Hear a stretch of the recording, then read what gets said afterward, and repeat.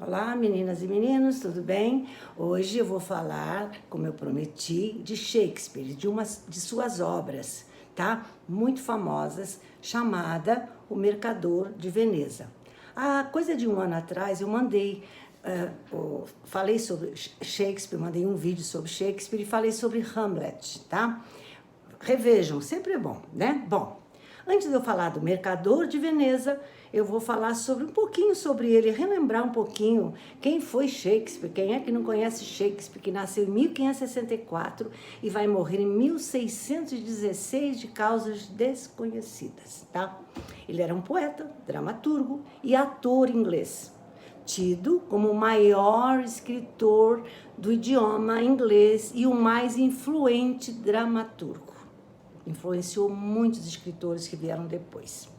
Suas primeiras peças eram principalmente comédias e também escreveu obras baseadas em personagens históricos, como Júlio César. Ele escreveu uma peça sobre Júlio César. Bom, a partir de 1608, passou a escrever apenas tragédias. Reparem, 8 anos antes dele morrer. Aí, os últimos 8 anos, ele passou a só escrever tragédias, como Hamlet, Macbeth, Rei Lear, etc. Essas obras e outras são consideradas as obras mais importantes da língua inglesa.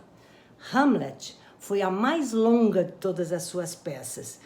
Ela durava cerca de 4 horas, enquanto que as outras peças de Shakespeare duravam cerca de 2 horas.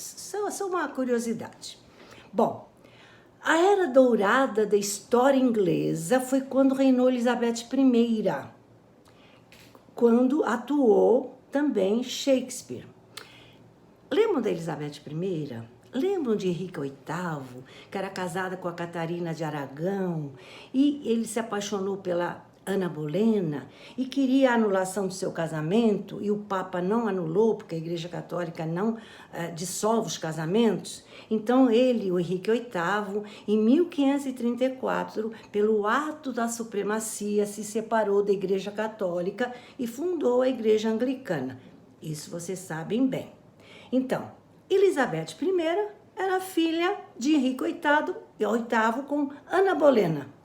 Outra parte que vocês também sabem, Ana Bolena foi morta, executada, a mando do próprio Henrique VIII, quando Elizabeth I tinha cerca de 3 anos, não tinha nem 3 anos, tá? Ele mandou matar várias mulheres achando que eram infiéis. Isso é outra história, tá? Bom, essa Elizabeth I, chamada Rainha Virgem, porque ela nunca casou, ela reinou mais de 44 anos, de 1558 a 1603, tá? Quando é substituído por Jaime I, que era rei da Escócia. Então, o Jaime I, quando a Elizabeth morre, em 1603, passa a governar 3 reinos: Inglaterra, Irlanda e Escócia.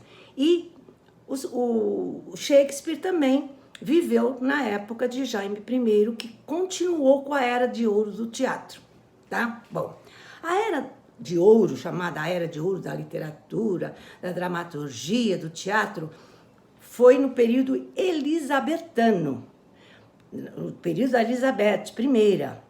Mas, sob Jaime I, que a substituiu quando ela morreu, continuou com essa Era de Ouro, e onde brilharam muitos escritores e também Shakespeare. Inclusive, até uma obra ele ofereceu a Jaime I. Bom, voltando a Shakespeare.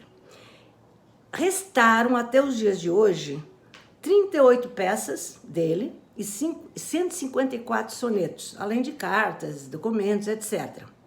A primeira peça de Shakespeare foi a Comédia dos Erros, girando em torno de 2 pares de gêmeos. É a mais curta. A primeira peça dele foi a mais curta e era uma comédia, a Comédia dos Erros. Estreou nos palcos, provavelmente, em 1594. E a última peça dele, escrita por ele, foi A Tempestade, em 1613, 3 anos antes dele morrer, tá? O escritor, como eu falei, morreu em 1616 de causa desconhecida. Agora eu vou falar do Mercador de Veneza, que é o tema da nossa aula, né? Que foi escrita entre 1596 e 1598. É considerada uma comédia trágica. Mas, antes de começar a contar essa história, eu tenho que frisar 2 pontos super importantes para vocês entenderem essa história. Vou frisar 2 pontos. Quais são eles? O antissemitismo que existia na Inglaterra. E, segundo ponto que eu vou frisar, a importância de Veneza naquela época. Não é o Mercador de Veneza? Então, Veneza, eu já dei também uma aula sobre Veneza. Vejam lá atrás, aquela linda cidade que quem vai lá diz que não sai igual como entrou. Sempre quando quem vai a Veneza sai diferente do jeito que entrou. Isso aí é uma frase que ficou. Veneza é uma cidade ímpar, né?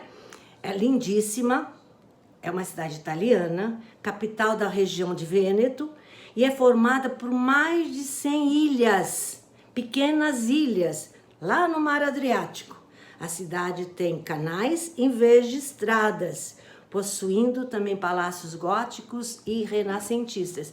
Sua principal praça, quem já foi lá sabe que é a Piazza San Marco, Praça São Marcos, onde está a Basílica de São Marcos, construída no século IX. Veneza, além de bela, também foi uma grande potência marítima. Era uma das cidades mais ricas naquela época, da Idade Média e do Renascimento, além de ser um importante ponto de parada das cruzadas. No século XV, repito, era uma das mais ricas cidades do mundo. Então, Veneza, a história se passa em Veneza. Agora eu vou falar do antissemitismo, que é uma parte muito importante dessa história, dessa peça. Olha só, o que é o antissemitismo? O antissemitismo é a hostilidade, a discriminação em relação aos judeus em geral.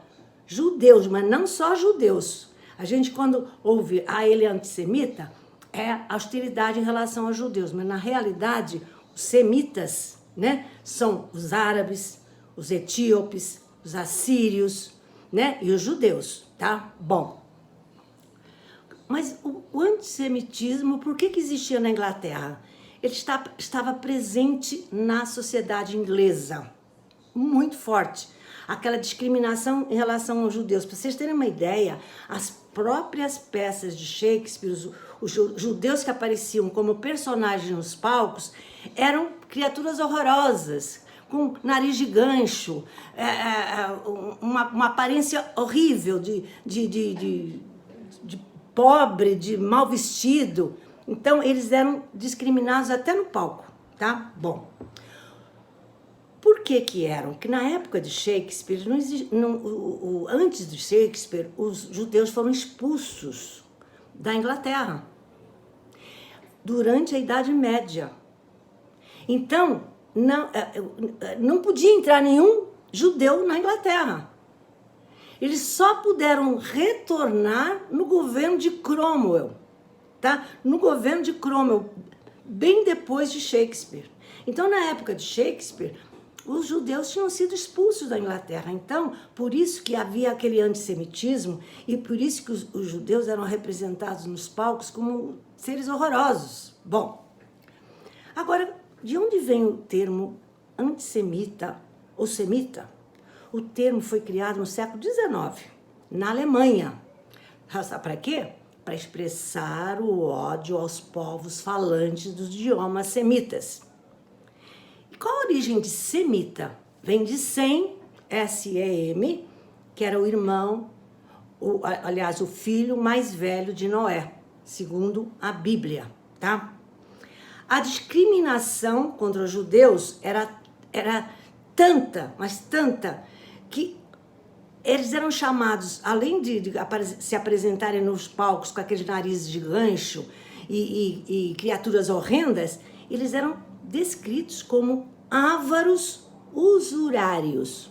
Que é ávaro usurário? Avaro, todo mundo sabe. E usurário? Aqueles que praticavam usura. O que é usura? Empréstimo a juros. Então, eles eram praticantes da usura, porque eles tinham dinheiro, emprestavam dinheiro e eram descritos como ávaros usurários, tá? Bom, agora então vou à história. O mercador de Veneza. Prestem bem atenção, a história é bem interessante e não é muito comprida, não. Vamos ver. Entre os muitos ricos, Veneza, eu falei que Veneza era o país mais rico da época, tinha Antônio. Quem era Antônio? Um comerciante cristão, pessoa boa e generosa. Esse Antônio. Esse Antônio tinha um amigo, um grande amigo, chamado Bazâncio. Esse Bazâncio era um nobre, também cristão, mas que tinha gastado toda a sua fortuna, não tinha nenhum patrimônio. Então, ele esse Bassanio, desejou viajar para Belmonte para cortejar uma linda e rica jovem. Quem sabe ela casaria com ele e tiraria, né, daquele sufoco sem patrimônio. Só que ele, como eu falei, ele acabou com todo o seu patrimônio e era muito amigo de Antônio, que era rico. Então, Bassanio foi perto do Antônio e falou: olha, eu para ir para Belmonte, para cortejar a Porcia, eu preciso de emprestado 3.000 ducados. Você me empresta? Aí o Antônio, que era muito amigo dele, era rico, disse assim: olha, eu desejava te ajudar sim, só que os meus navios ainda estão no mar, não voltaram, e no momento eu estou sem dinheiro. Mas faz uma coisa, você pede esses 3.000 ducados a alguém que você conhece e eu serei o teu fiador. E eu, como fiador, todo mundo vai aceitar. Tudo bem. Então, o que ele fez, o Bassanio? Foi ter com Shylock. Shylock, um famoso financista judeu. Esse financista judeu, ele que emprestava, tal coisa da usura, né? Empréstimo a juros. Esse Shylock, que era um famoso judeu, ele odiava o Antônio, porque sabia que ele era um grande antissemita. E quem não era naquela época, né? Dos ingleses. Bom, Shylock chegou para Bassanio e falou assim: eu te empresto os 3.000 ducados, sim, só com uma condição. Que o teu fiador, que sabia que era Antônio, se não conseguir pagar a tua dívida no prazo estipulado, terá que me dar 1 libra de sua carne. Uma parte. 1 libra, 453 gramas. Quase meio quilo de carne do seu corpo. Bassanio ficou assim horrorizado e contou para o seu amigo, para Antônio: Antônio, não aceita não, isso é muito arriscado. Você ter que dar meio quilo da tua carne. Mas Antônio disse assim: não, meus navios estão para chegar, não tem perigo não, eu vou ser teu fiador sim. E foi. Aí Bassanio foi lá para Belmonte, né? Tinha outros pretendentes para Porcia. O pai da menina, da jovem, estipulou uma ação aos candidatos, apresentou 3 cofres, um de ouro, um de prata e outro de chumbo. O último pretendente a escolher foi Bassanio, que foi o de chumbo. Enfim, ele foi o vencedor, recebendo a mão de Porcia, daquela jovem rica e bela. E não demorou muito, eles casaram. Estavam sendo muito felizes. Voltando para Veneza, onde morava Antônio, onde morava Shylock. Enquanto isso, em Veneza, Antônio recebe a notícia que seus navios estão perdidos no mar. Aí ele ficou desesperado: estou arruinado. Como eu não vou poder pagar o empréstimo a Shylock? Está acabando o prazo. Eu tenho que dar então 1 libra da minha carne. Mas Antônio se recusou a dar essa libra da sua carne. Aí Shylock disse assim: não, está no trato. Foi à polícia e consegue que Antônio seja preso. Tá. Porcia e Bassanio, lá em Belmonte, já casados, recebem a notícia que Antônio está preso porque seus navios estão perdidos no mar e ele não pôde pagar o empréstimo. E aí voltam para tentar ajudar Antônio, que está preso. Uma parte, Porcia, sem ninguém saber, nem o marido, ela se disfarça de advogado de defesa de Antônio. Ninguém sabia que era Porcia. Se veste de homem e vai tentar defender Antônio. Antes de ir ao tribunal, antes de tentar defender no tribunal, ela vai ter com Shylock. E diz assim, retira a tua queixa, que em vez de você receber os 3.000 do caso que você emprestou, você vai receber 6.000. E ele tinha tanto ódio de Antônio, porque achando que ele era um grande antissemita, disse, não, eu quero a libra da carne dele, como está no trato. Então, teve que haver um julgamento no tribunal. E a Porcia, disfarçada, estava lá como advogado. Quando o julgamento já ia ser batido, que ele tinha que dar uma libra da sua carne para Shylock, a Porcia, o advogado disfarçado, falou, para, tem alguma coisa errada aí. Não, tem coisa errada aí, vocês vão, falou para os juízes, tem algo que vocês têm que saber. No trato, ele diz que teria que dar uma libra da sua carne, tudo bem. Só que não falou em sangue. Como é que ele vai poder dar a sua carne sem dar o sangue? O sangue não está no trato. Conclusão, foi ganha a causa em favor de Antônio. E aí foi assim, a sentença foi assim, olha só, não eram 3.000 ducados? 1.500 foi para pagar o Estado, o trabalho do Estado, do juiz, etc. Os outros 1.500 seriam dados para Antônio, por ter ficado preso, pela essa sentença ele ter sido libertado. Mas Antônio falou, eu não quero esses 1.500. Eu quero que esses 1.500, em vez de eu receber esses 1.500, eles vão ficar para Shylock, com uma condição. Ele virar cristão, deixar de ser judeu, tá? Ele se converter ao cristianismo. E tem mais outra condição. Eu sei que a filha dele, Shylock, casou com um cristão. E por isso ele a deserdou. Então eu quero que ele refaça o testamento e continue dando o que a filha merece no seu testamento como seu herdeiro. E assim acabou a história, né? Bassanio viu, no final de tudo, que aquele advogado brilhante era sua própria esposa Porcia, tá? Bom, essa peça foi apresentada já no reinado de Jaime I, depois que a Elizabeth tinha falecido.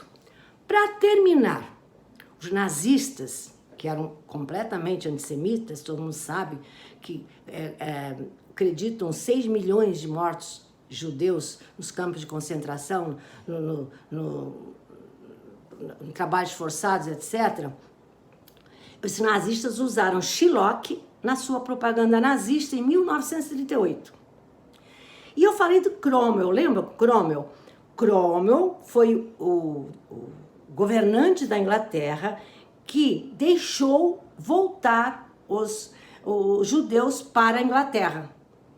Desde a Idade Média, eles foram expulsos e Cromwell deixou retornar. Quem era Cromwell? Cromwell, ele dissolveu o parlamento inglês em 1653, bem depois de Shakespeare. Shakespeare morreu em 1616. Em 1653, bem depois, o Cromwell dissolveu o parlamento e começou a governar sozinho. E foi tolerante com as diversas religiões. E foi ele, como eu falei, que abriu as portas para os judeus que foram banidos 4 séculos antes. Apesar, que vocês vão ver na história, que ele também massacrou uma revolta de católicos irlandeses que apoiavam e queriam a volta da monarquia, tá? Bom, agora para terminar mesmo, quando essa peça foi encenada, os judeus ainda não podiam entrar na Inglaterra. Só para ficar bem frisado, era o ano de 1600. Eles só retornaram em 1653, 1655, com a lei de Cromwell. Vou ficando por aqui. Beijos!